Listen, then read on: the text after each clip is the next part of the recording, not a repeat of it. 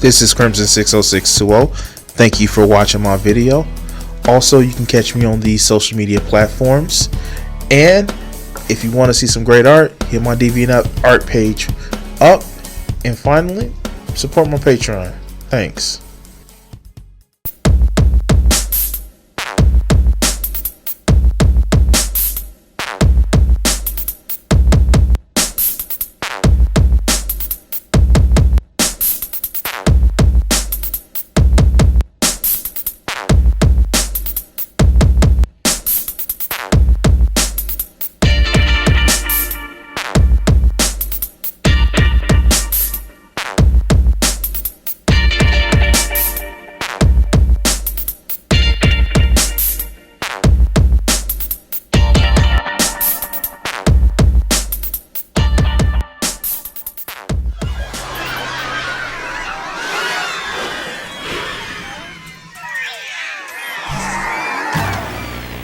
Alright guys, I'm doing a quick and dirty record of this intro.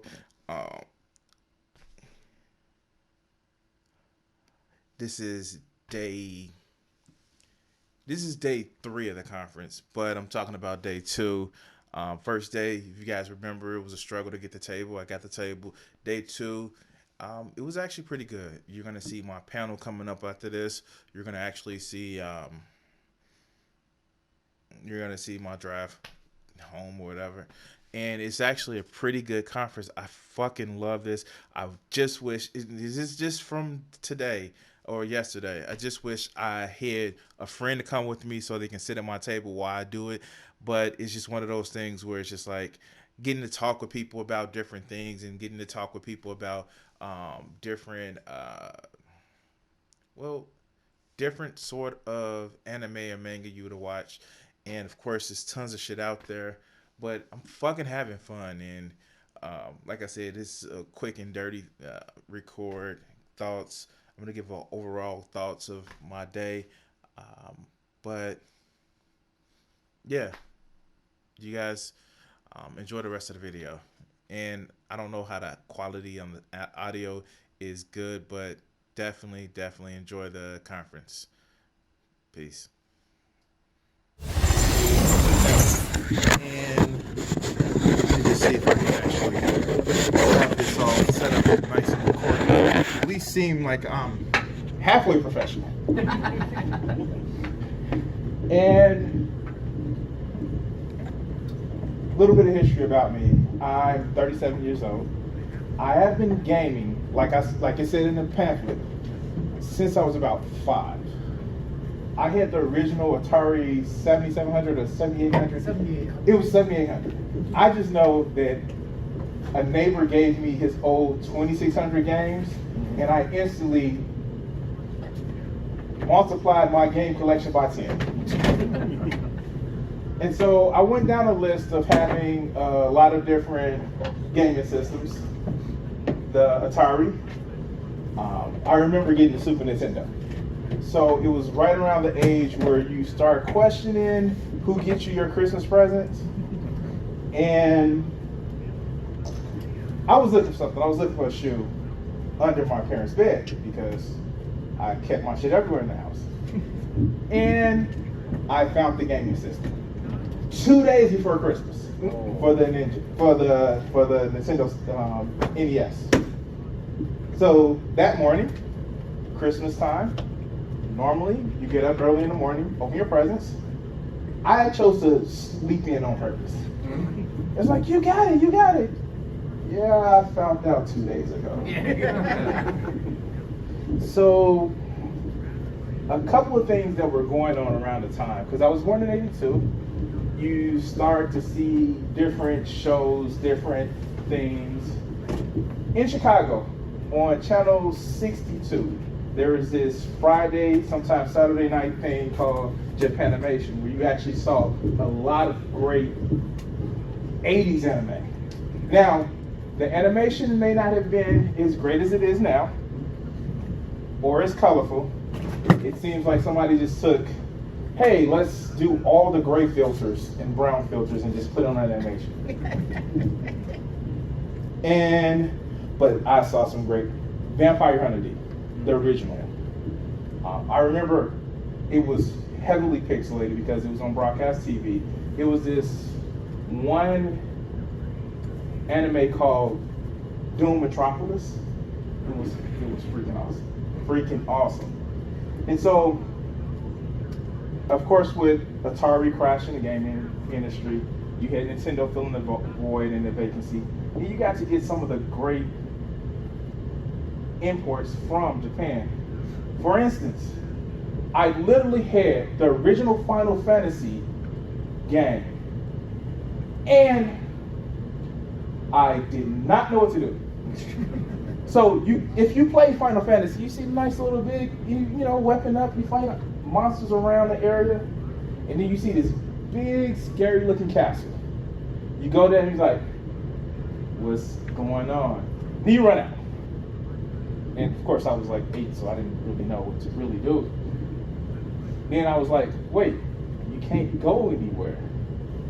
And so I literally gave back the game without actually knowing what to do, because I borrowed it from my cousin. Until like 5 years later, this is what you do, this, and it was fun. You get to go into the Super Nintendo versus Sega games. I had both, which was awesome. And you start to get some of the characters, and you start to get some of the stories. You start to actually learn some of the mythology, and you start watching Dragon Ball, and you start watching other things. And I remember there was a show called Monkey Magic that came on before, not Dragon Ball Z, but Dragon Ball. And I remember some of my first characters that I started learning to draw were these great anime characters. Sailor Moon, Dragon Ball. And it allowed me to, in a roundabout way, learn about different ways of art or style than what we had, because in the 90s we actually had some great stuff like the X-Men, Spider-Man, and coming up through that, you actually see a lot of great ideas and how they meld with ideas over in the West. Does anybody have a favorite older game or TV show that they liked that wasn't necessarily from America? Battle of the Planets. I didn't see that one. Gotcha, man. Gotcha. Yeah. It's the same thing. Oh yeah. Okay. Yeah. Organized with Battle of the Planets. See, and those were actually fun. I remember Voltron, the original one. Cities of Gold. It was actually made by a French studio, but they were getting a partnership with Gainax in Japan. It's like they were just kind of influencing it, but it was shown on Nickelodeon. I'm gonna also say one that a lot of people didn't realize was influenced not from the West. Transformers. It really wasn't like Hasbro said, hey, we want to sell these toys. Make a story. And you come up, you see a lot of these different shows, a lot of these different ideas, a lot of these different concepts. Power Rangers. These are some of the things that, and I was never a kid to get into sports. The only sport that I liked was riding my bike. But the art actually influenced me to it influenced me to learn about things that weren't immediately surrounding me. And also coming up in the 80s, we had hip hop influences. How many people have ever heard of the Wu-Tang Clan? Like, outside of and that's one of the things that when you were in that age range, in that age group, it was almost as if someone says, here's a new way to tell stories. Now, we have such cross-pollination of different styles and art. For instance, if you pick up a comic book from the early 80s or late 80s, early 90s, you will see a totally different style than now. You'll see some of the Western influence mixing with the Eastern influence, and it's just, you get more complex characters than what you've had before. It's not always good guys, it's not always bad guys. It's what I like to call the Anakin Skywalker effect. Some big, super strong team that had a real bad day. And now they want to take over the world to fix it. How many of us see that in a lot of, not of just anime or manga, but in a lot of the stories we see now, like Anakin Skywalker? It's been a few of them in Western media and art. And coming up and having that background, it's fun to see it just come to full fruition now. I didn't know about this convention until like last year, but now I'm here. I even got a table. We're in the artist table, and it's just fun. Like, are there any older characters that you know now that may have changed or came, or maybe a reflection of, or new characters being a reflection of? Anybody?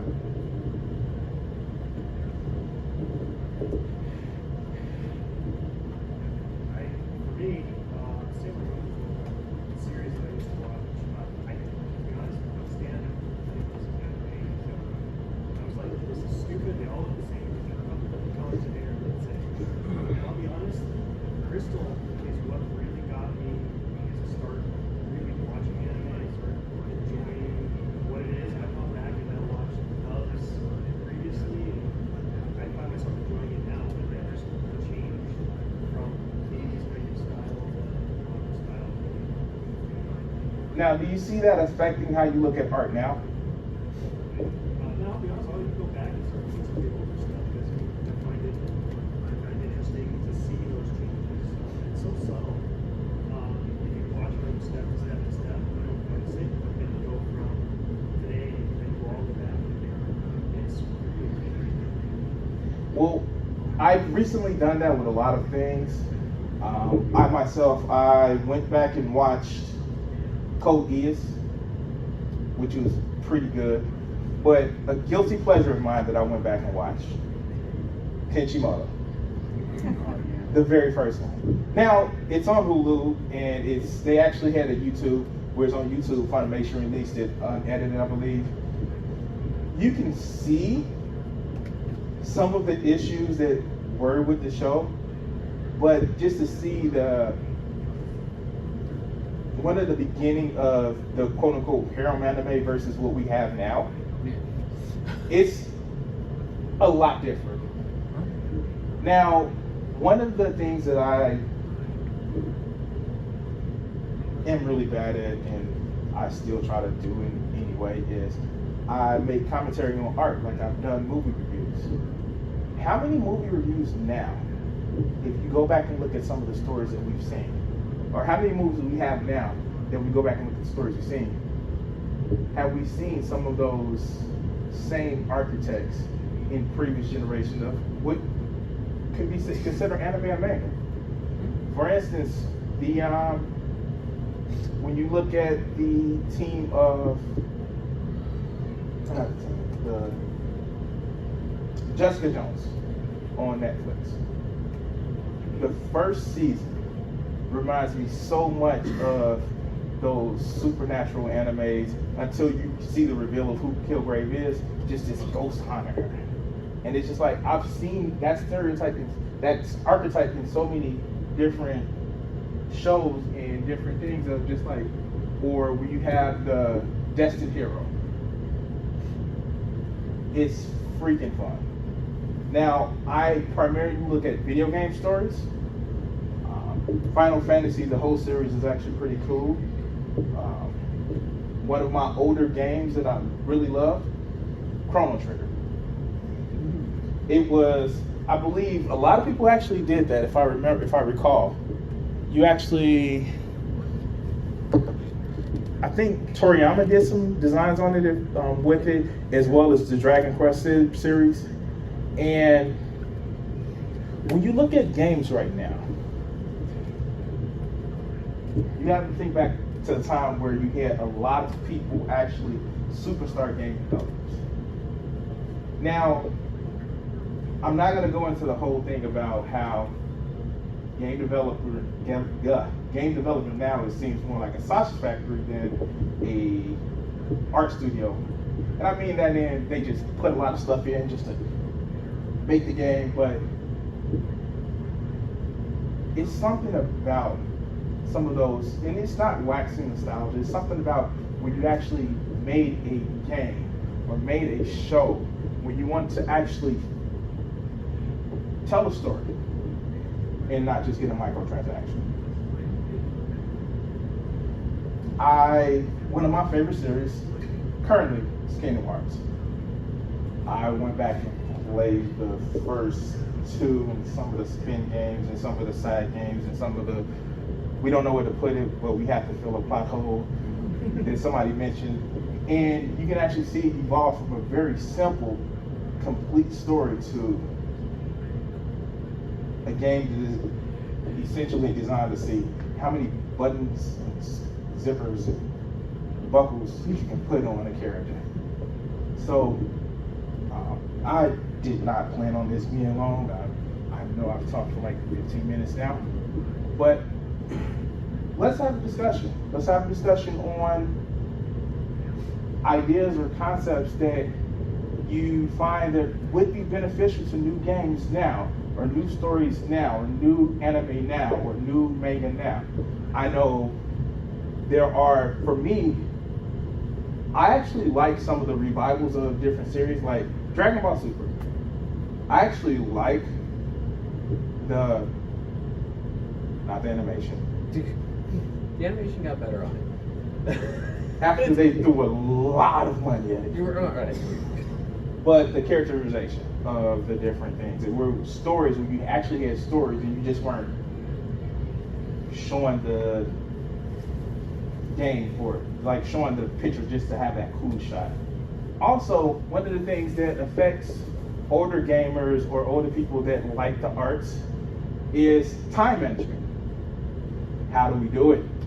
When we have careers, we need to make sure that we facilitate making sure that we take care of our careers, take care of our families, but still want to enjoy that passion, that pastime that we've had for, in some cases, 15, 20, 25 years. Anybody? I know a concept I would like to see come back is like in Chrono Trigger, which had 17 different endings. Now it's you either get your good ending or your bad ending or your like super corrupted ending. That's like it. You don't have enough of a branching story to end up with one of dozens. The studio's just like, well, there's no, it's not going to get us more money. It's a waste of time. You just pick one of your 3 endings and go. Actually have enough different endings where enough of your choices matter, and it makes each gaming experience unique. You're going to describe one game, your friend chose different stuff, and it's going to be a completely different game. Like Mass Effect was built that it was going to be like that, and then by the end of it, you had 3 choices. It's like, where's my 17 different endings? That's what I was expecting. Nier Automata. I haven't played it, but that's because the guy who did it has been in game development for decades. But that's actually a fun little thing. A lot of games say player choice, Yeah. but if you've been gaming for anything longer than we know what player choice is. Player choice is not. It is not. You choose on when you open your wallet. It's not. You choose on this particular skin to look this particular way. Does it give me any bonuses? No. We used to call that an unlock. We used to call those cheat codes.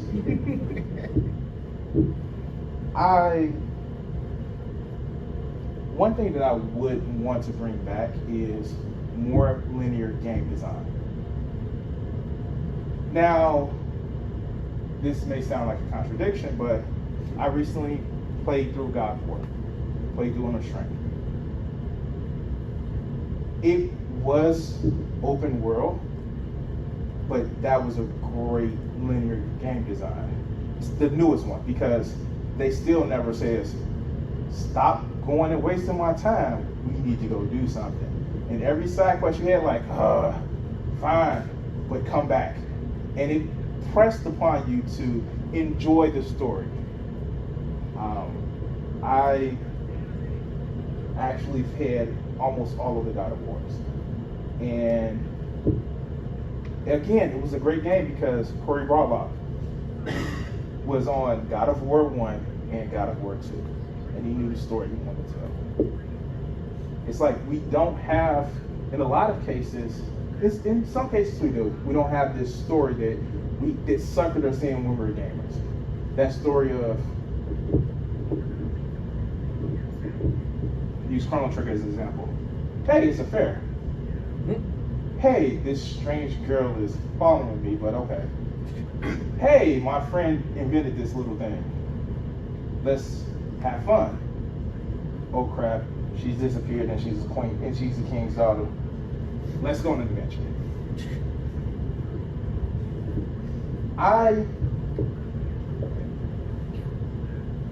And even when we didn't have stories that didn't have much to it. Your princess is another castle. It still says, hey, you have to do something. Now I was a bigger fan of Legend of Zelda up until a link into the past. But then again, I started going to Sega. Go ahead. I was thinking, I think I get a lot of what you're saying. I feel like there's so many, like, especially like the big AAA games, right? They have such a high budget that they want to have a massively wide demographic to recoup that. And so there's all these things like, so I'm super cheap, so I don't buy stuff anyway, but I had a friend that had Assassin's Creed, and I thought about really getting into it. Then I think he was mostly playing the one where you're the Native American guy. But he's like, every time I was watching him play, he was hardly ever like going out and assassinating people. He was like, you know, managing his farm and like upgrading his shit, you know, and just like, you know, if I wanted to play a resource management game, I would play a resource management game, you know? And it seems like I think we were talking about with the stuff in with the Sausage Factory, just like, okay, we actually need to make this game for genres so that we I guess, appeal to a wide breadth of audience, but you kind of get that like jack of all trades, master of none thing going on, where it doesn't really do anything that well as if they had kind of focused on one, you know, and really focused on that. I don't know. I feel like that was kind of along the lines of what you're saying, and I definitely feel like that's something I wish I'd see more where, you know, because, all right, if we're going to make a branching storyline world game, well, let's do that and not put in other stuff that's in the way. Or if we want a game that's primarily driven along this very tight storyline, well, let's do that and not throw a bunch of random distractions at you to dink around with. Anyway, so I think I get you because I actually enjoyed Assassin's Creed 2 and Brotherhood. By the time Revelations came around,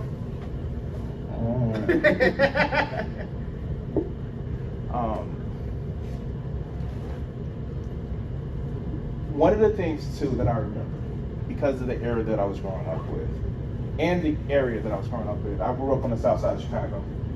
I noticed that watching a lot of anime or playing a lot of video games, it was right around the time where the Bulls were actually making their run, and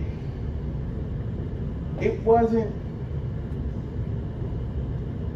I think it was more in that time. It wasn't as readily accepted now, because up until like even now, I still get the, why are you playing video games? That's a kid's thing. The same reason why you watch sports. It's a kid's thing. I was joking with somebody. I was telling them I was coming to the conference, and I said that they were looking at jerseys. It's like, wow, fun. Would you ever cosplay? Like, no, that's stupid. I'm not gonna cosplay. But you're wearing the jersey. You're wearing a hat. He thought about it. It's like, limit is 2. If you have 2 pieces of articles of their clothing, that's not cosplaying. It's like, but cosplaying does take effort. So does that mean he can't wear a hat, a jersey, and basketball shorts at the same time? Nope. Yes, exactly. Making sure I got that. Or basketball shorts. Yeah. Go ahead. I wanted to kind of respond to what he said, if you were talking about the games and such. I kind of agree, I like a linear game. But if you're looking at the games like you played on Nintendo, Super Nintendo, there's a lot of fun to those games, but since they were very linear, one of the biggest things was to get to the ending. You had an amazing, usually you had like video, or they had something at the end, like full motion something at the end of the game, which I finally got there. Now I can sit down, get the controller, and watch this really cool thing that's happening. And games are so good nowadays. It's like I get to the point where I'm like, did I finish it? Is this the end? Am I still watching something? So in that respect, adding multiple endings, like okay, here's one ending. Now I got to go back and try some things differently to try to get a different ending. But when you want that linear game, that's I think it's kind of lost something there because you don't have that final. I got there, I did it, because you see it throughout the whole game. It's so linear, it's so pretty, it's so whatever. You don't have an ending anymore. I think that's kind of one of the big changes I've seen with video games. That's why you have to add all that extra stuff in to make the play the objective rather than into the game. So one game that was the main example of that, it was this game called Xenogears. After you beat the game, there was 30 more minutes of actually hand-drawn animation. Now, seeing that the game started with 10 minutes of hand-drawn animation and like 50 minutes of just polygon animation, which was a flash forward of a scene in the game, it was actually great. And a lot of games, you never get the sense of player engagement or live services. Sounds really, really fun to have a live service. But when you're an adult with responsibilities, you can't have a third job of logging in and engaging in your live services. And this is not to downplay some of the great advances, because I'm a person that I enjoy a PS4 game, Smite. Fun game. But sometimes it feels like I have to log in just to get the rewards and then log off because I have a life.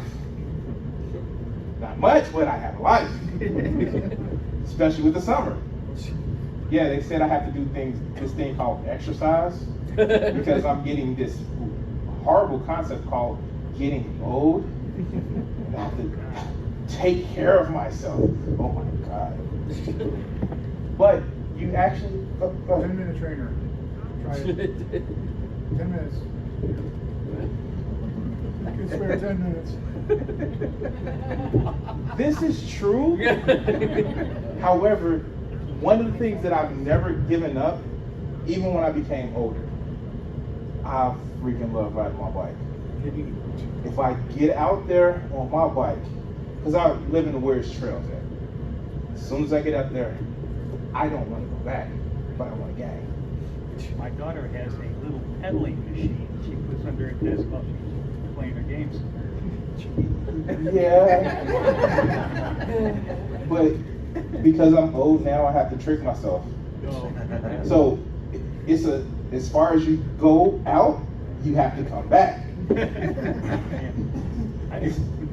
And so, like when I'm at the gym during the wintertime, when it sucks, I try to do exercise bike. Oh yeah, did 10 minutes. Let me go back and go go home because before I have to go to work, I have to log into another game and get my daily reward. Go ahead. Kind of get back on the games. I play an MMO that's been out for a few years now called Guild Wars 2. It's had like a couple expansions since it came out, but in the original core game, there's a story mode that actually does reward you when you go all the way through and finish the story mode and you beat the final boss. These main NPC characters that you've been introduced all through the game, you beat the boss, and it's a computer game. You just sit there and you watch, and you get about a 5-minute long cutscene of your character that you've created, played, and tweaked, and customized all through this game, walking with all the main NPCs, and it is unique because it is an online MMO. So every person who plays, if they beat this core story mode, gets this 5-minute long cutscene of your character interacting. The credits are rolling, the musical score is playing. It's one of the very few games I know of that actually, like you was talking about, you beat the game, you get the 5-minute cutscene or 10-minute video. This actually does it. It's like, I don't know of any other game that actually would do something like this, especially in MMO. I think the closest I've seen to something akin to that is 2 examples. One, DCUO Online, where you actually, once you get a certain point, they actually introduce the character that you like. For instance, I played a Wonder Woman Disciple, and it was actually pretty fun because you actually get the interactions with you actually see, like, when you beat a specific boss, they have a story behind it. But another example is Diablo 3. That actually pulls your character. It's only a few minutes, and it gives you a kind of it's your character, but there are only like certain archetypes that they have anyway, so it's not that much of a change. But you actually made another good point that I want to actually address: time management. Anybody have problems with wanting to game or enjoy different aspects of art or the art we grew up with? Especially nowadays when time management is such a big problem. Anybody want to speak about it? I've got a time limiter. Anytime I log into any of my games, I have a little basically timer start. If it's a weekend, I can set it for 90 minutes. If it's a weekday, I get about 45 to 60. That's it. If I go any longer than that, she won't go to bed, her younger brother won't brush his teeth, it's just too much other stuff going on. Like, I get 45 minutes to an hour to unwind. That's it. I don't watch TV, that's my unwind time. And it's actually ironic where a lot of times now gaming specifically has taken a place of TV or even YouTube videos. My daughter's a little bit older, so nowadays I can actually set my streaming schedule, and I'm trying to compete with the young people that have, like, that's their game, that's their job. It's hey, I'm gonna stream for 8 hours straight, and I look at them like, no, I don't have no. I have to sit at a computer desk for 8, sometimes 10 hours a day, actually at my place of employment. And I'm not being jealous, but like, I can't do another 8 hours afterwards. You're lucky if you get me for 45 to an hour. Now, one of the things that is a benefit from gaming so much and actually being involved in a lot of different, just learning from step to step for different cultures and learning to appreciate different cultures, is it gives you a different outlook on life. It's you actually, even though you see in a lot of the art caricatures of different cultures, you still have an appreciation to know, like, hey, these are people too, and let's at least try to understand them in some kind of way. That's something that I felt that gaming and watching different anime has actually helped me, because it's allowed me to be able to truly empathize or understand somebody's plight, I may not actually agree with them, but for example, I can understand. It's a manga / anime called Naruto. I don't know if anyone's heard of that, but I actually understood why a lot of the bad guys actually did what they did. They were freaking hurting. Either their brother got killed, their girlfriend got killed, somebody got killed. It was like, I didn't have enough power to save them, so I'm gonna take all the power I need.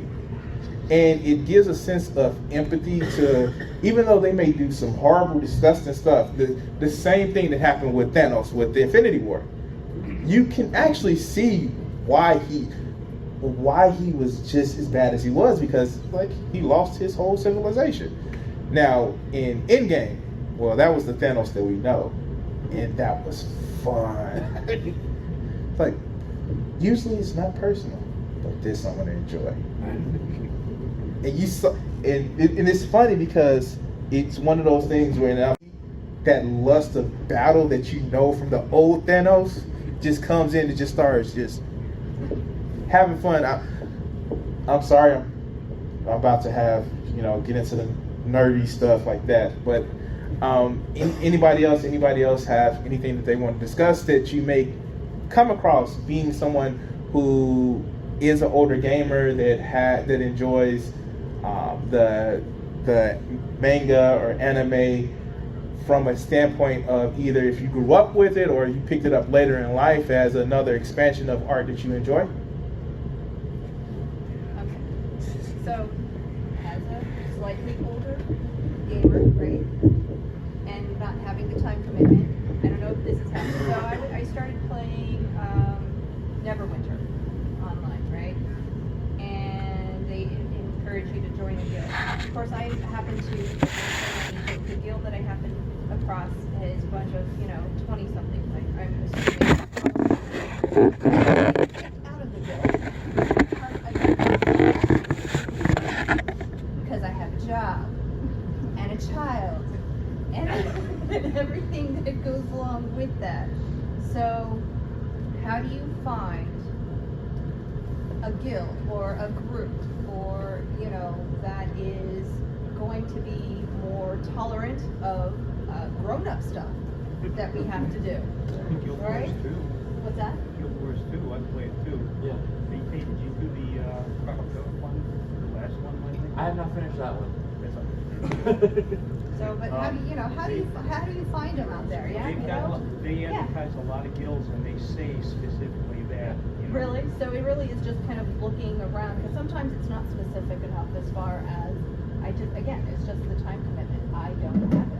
Well, it's not only that, like you can't do the dungeon raids. So Well, they have, their schedules. Sometimes they have, we're gonna meet up for, I don't have the time to meet up at, 1 o'clock in the afternoon.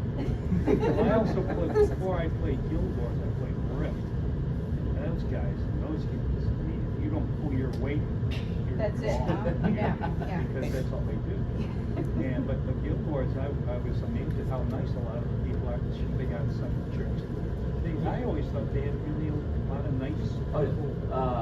So the server I'm on is one of the original servers. I played Guild Wars 1, so as soon as Guild Wars 2 came out, I was in on it. And our server I'm on has been around since the beginning. They had to keep adding servers. We have routinely about 5 devs that will pop in on our server and just observe. And everybody's always a good time. Chance to meet people like. Yeah. You will have your people making the jokes and your riffs and trying to scam, but at the same time, a lot of people are like, "Hey, you need help." And they're helpful. There's a lot of they people were- that help you. And they're nice. No, these young kids are nice and they'll help and everything like that. But again, if you don't pull your weight though, if They you won't. don't have There's a lot of guilds that won't do that here. They say we're easy. You can find one that will. well, they did say that. But Well, and you know what? I actually understand that. Casual gamer. A lot of games that for instance, the game that I'm obsessed with right now, because you can kind of have slaves, is Conan Exiles. But I've fallen into that problem where because your schedule is such You either have to make your own guild where people are like where you get people of like-minded schedule, or you go solo. A lot of the times I go solo. And it's just one of those things where it's just like, because like I said, I try to actually do YouTube gaming. And I actually offer commentary because I'm not so much a political wonk, but I listen to political arguments. I dissect different concepts or different things, different buzzes of the internet. Right now, I don't watch regular TV. And it's kind of, I still have to force myself to understand that the YouTube algorithm, it kind of tries to steer you towards a certain place, but I still try to actually be able to, I still want to actually comment on different things. So the time that I use for gaming, I'm streaming. It's a good way of managing my time in order to make sure that I can still enjoy the gaming that I love, and I get to act like I'm smart enough to comment on public discussions. Go ahead. What do you think about the fact that a lot of the younger adults right now, they find some of the older stuff problematic because of it has a rape scene, it has this sort of scene, it has this sort of scene. So you get on forums and stuff, a lot of these people complaining because all these older anime are problematic. So here's a good thing. Concede the point that they are problematic. Concede the point that, yeah, this is a bad thing. And a lot of the people who who grew up with it or enjoyed it are making it themselves now and taking it out, or they're not showing it in a way where it's, for example, Dragon Ball versus Dragon Ball Super. Quite literally, Roshi was an assaulter. He did stuff that was just like, if he was a real life person, he would have been in jail. And what they did in Super is like, hey, stop that. Just stop. Now, the thing about it is, I'm never a big fan of saying that things should be censored. I'm never a big fan of things should be. I want people to actually see the horrible truth of what humans do to each other. But you should never glorify it. And in some games, it was glorified. In other games, it was just like no, like it's just. It's about making sure that you explain to people that, hey, these are some problems what we had. I mentioned Tenchimoto. That shit wouldn't fly now. But it's not that I'm going back. I have the experience of life to know that some of this is, we shouldn't be glorifying. And if you enjoy seeing somebody brutally assaulted for no particular reason, maybe you should have a talk with somebody, preferably with and it goes both ways too, because you see a lot of people saying, "Why are you censoring my anime?" Like, dude, come on now, like, some things you just shouldn't show. Like, I did mention, what is it, Doom Metropolis or what? No, it was Doom Metropolis. They actually have a possession scene where the devil possesses a woman and impregnates her. That's uncomfortable to watch when you've actually met people out in the real world. Would I watch it if that scene was taken out? Yeah. Or edit it to the point where you don't see like just the vile part of it? Yeah, of course. But we also have to be just a little bit more cognizant that some of the violence that we watch now is just horrible. So it's one of those things where I hate to refer to somebody who said it, but it's akin to the saying, you know pornography when you see it. You know what's in bad taste when you see it. And yeah, some of the older games are in bad taste. But it's also that you also have to struggle with, do you censor the art for the artist? And I don't mind having that conversation. I don't mind having that question when you are you enjoying something because somebody does something wrong, which I found out that something actually close to home here, the guy who runs the conventions has been accused of stuff. Like, do you protest the whole thing or do you protest what's the big problem? So it's a question that we all should always have. We can't have a simple yes or no for that question. And I feel if we all have that question, especially in a position of maturity, it would further us addressing what's going on in us. It will further us addressing what's going on in our society. And yeah, younger people don't tend to think that way, but we should encourage them to question. The reason why I started watching anime or playing video games is because I wanted to question just the simple stuff that we were being given and see what was on the other side of that question. And it led me to liking anime and actually drawing. Do you have any ideas on how gamers can cross generational boundaries? Yes. How can I relate with somebody that's much, much younger? So here's the thing. I have two games, so just so we can actually. And here's the thing, even like they hyped it up in the 90s, but it was never that Sega was against Nintendo. You know what we did? You got a Sega, I'm bringing my Super Nintendo. Yeah. It was like, I joke about the whole Xbox, PlayStation a lot myself, but in the end, we're all gamers. We enjoy it. Like, there are certain things that you can get on one that you can't get on other, but in the end, I'm not. If I would have said Halo should have died, a slow death on Halo 1, we wouldn't have gotten Destiny. Like, and it in some senses manufactured by the companies who put it out there. And it seems like people have lost a sense of nuance now. But, you know, maybe they can get it when they become older. But gaming, I've gamed with people across nation lines because I only speak English.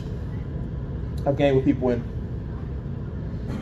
the UK, Canada. I've gamed with people that had different views from mine. It's led me to different online Google Plus before it was nuked thing. It was one of those things where it allowed me to interact with people and actually have conversations.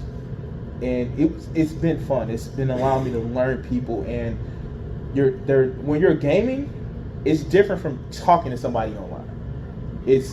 You're trying to accomplish some kind of goal, even if it's, you know, PvP, but most of the stuff I do is PvE. It's just, okay, we got to do this. We got to take down this dragon. Come on, don't cry, Leroy Jenkins. Take down this dragon.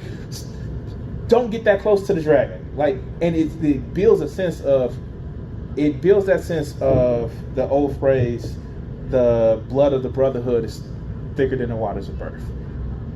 So it's actually pretty fun, and I'm not going to keep you guys any longer. I want to thank everybody who's enjoying. I want to thank everybody who came to my first panel.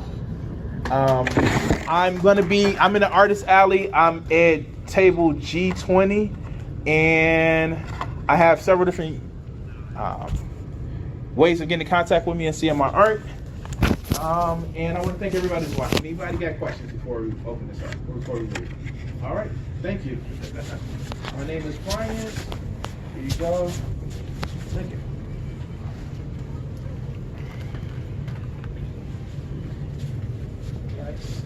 Thanks for coming. Yes. Thank you. Thank you. Here you go. Here you go. Were you at Connell when we left this? know, I've been wanting to go to that, but It's fun. It's fun. it's the middle of the winter though, right? Yeah, it's up there. Thank you. It's fun. There you go. Good to have you. Thank you.